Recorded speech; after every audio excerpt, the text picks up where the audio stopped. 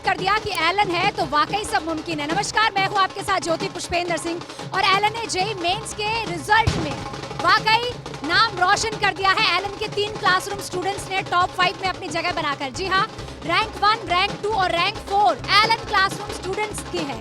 और कहीं ना कहीं ये बहुत बड़ी बात है, इसीलिए हम कहते भी हैं कि हर साल एक नई उड़ान और एक नया इतिहास एलन के स्टूडेंट्स रचते हैं।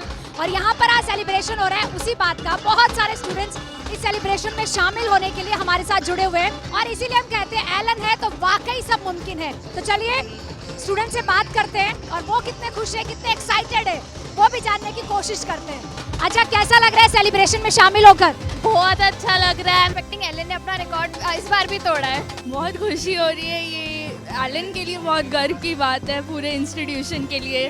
टॉप 5 में से 3 रैंक एलन के क्लासरूम स्टूडेंट्स की है। क्या कहोगे एक एलन स्टूडेंट के तौर पे कैसा लग रहा है? अच्छा लग रहा है। एलन के स्टूडेंट अगले 2 साल बाद हम भी होंगे उस पे।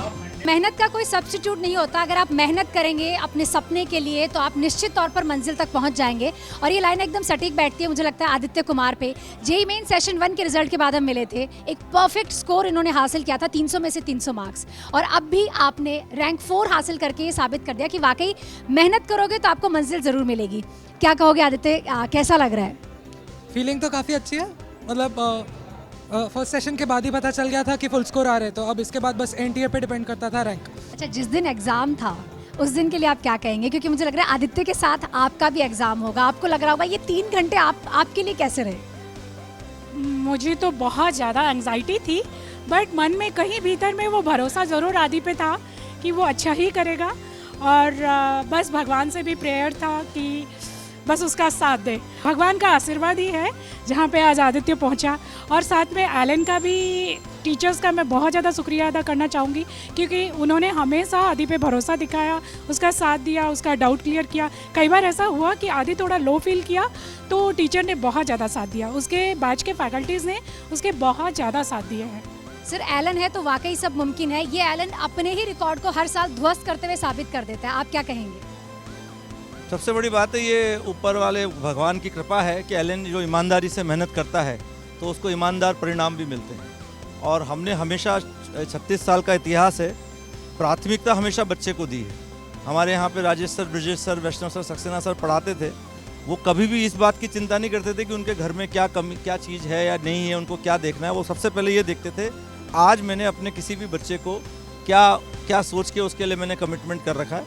आज भी हमारा हर एक टीचर उसी ईमानदारी से, उसी मेहनत के साथ हर एक बच्चे के साथ जुड़ कर के उसके कोई भी समस्या हो उसको समाधान करने के लिए सबसे पहले तत्पर रहता है।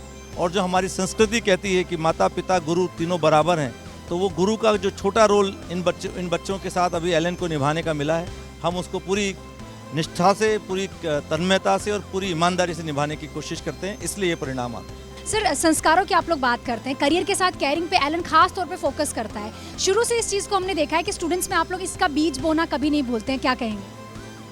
देखिए, ये कोई भी सफलता चाहे रक्षा में हो, चाहे चिकित्सा में हो, चाहे शिक्षा में हो, उसमें अनुशासन और संस्कार बहुत ज़रूरी है। और ये हमने जब से इस चीज़ को शुरू किया, शुरू से इस बात को लेकर के एलन आगे चला है कि अनुशासन के साथ, संस्कार के साथ, अपने माता पिता का आदर करते हुए और एक अच्छे ट्रैक पे चलते हुए, जहाँ आप कहते हैं कि हम कोई भी कार्य करें वो हम उसमें बुराई भी है और अच्छाई भी। हम कोई भी साधन यूज़ करेंगे उसमें बुराई भी अच्छाई है, तो उसमें से जो अच्छाई वाला पार्ट है वही हम बच्चों को सेलेक्ट करने के लिए कहते हैं। जैसे इंटरनेट है, मोबाइल है, इसके बहुत सदुपयोग हैं लेकिन इसके दुरुपयोग भी हैं। हमारे यहाँ के बच्चों को हम पहले दिन से यही ट्रेनिंग देते हैं कि आपको जो अच्छी चीज़ है उसी को ग्रहण करना है और जो होता है उसको निकाल देना है। तो हमारे बच्चे उसी संस्कार के साथ, उसी अनुशासन के साथ पढ़ते हैं, इसलिए ऐसा रिजल्ट देते हैं।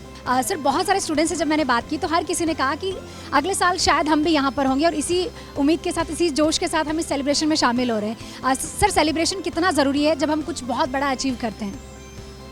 जीवन में त्यौहार, उत्सव केवल इसलिए बनाए जाते हैं कि हम उससे कुछ सीखें, उससे वापस प्रेरणा लें। सेलिब्रेशन भी उसी तरह का एक त्यौहार है। ये रिज़ल्ट इन बच्चों की साल भर की, 2 साल की, जो 4 साल की तपस्या है उसके बाद आता है।